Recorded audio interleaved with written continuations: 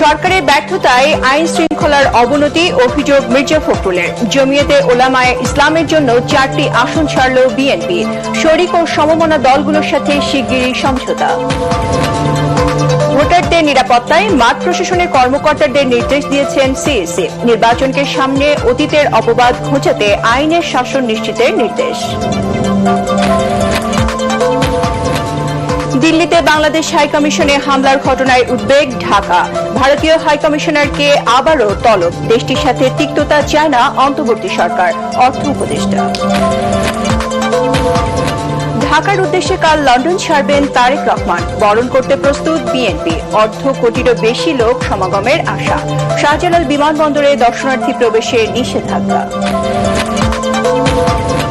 30 কার্যদিবসের মধ্যে ওসমান হাদি হত্যার সাথে জড়িতদের গ্রেপ্তার ও বিচারের দাবি ইনকিলাব মঞ্চের।